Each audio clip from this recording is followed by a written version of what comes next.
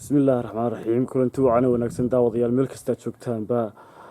daawadayaal ku soo dhawaada waraysi kooban aanu la yeelanay xildhibaan Caydiid qayre Xaashy oo aanu kula yeelanay hotel maasha Allah ee magaalada Sheekh waraysi kooban aan la yeelanay xildhibaan waxa rabaa inaan ku weydiiyo dhowr su'aalood marka hore waxa tahay xildhibaan ka soo baxay xisbiga kulmiye ee degmada Sheekh saad la socoto waxa xisbiga kulmiye ku soo biiray Jamaal Ali Xuseen garabkiisii ee xisbiga wicid bal hada aragtidaada ku wajahan ku soo biiritaanka bal hada faahfaahin naga sii بسم الله الرحمن الرحيم كسو بيريتانكا جمال علي حسين iyo garabka hogaaminayo waxaan u aragnaa awood buuxda oo nagu soo biirtay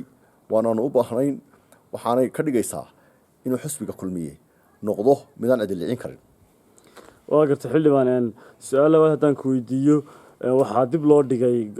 doorashadii madaxweynenimada ee Soomaaliland ayaa dib loo dhigay bal hada aragtidaada ku wajahan doorashadaas bal hada iyadana faahfaahin naga sii doorashada dib loo dhigay waxa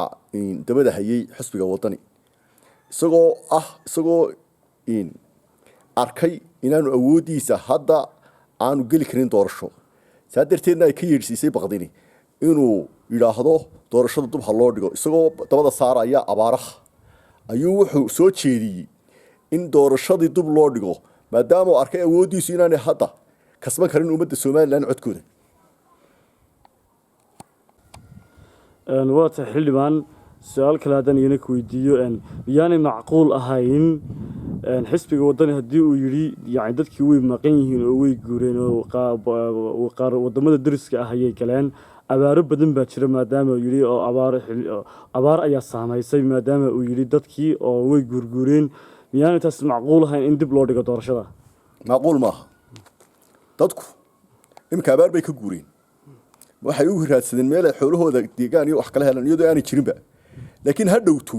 kuma qasbanay halkii yimaadaan waxay u guuri karaan marka doog helo halka neefkiisu wax ka cunayaa uu tagayaa dooggaas u raacaya duu doono gaashaamo iyo waxa weeye xashin iyo wuxuu u guurayaa meeshuu doono kuma qasbana goortu ka arka ka qaatay inuu yimaado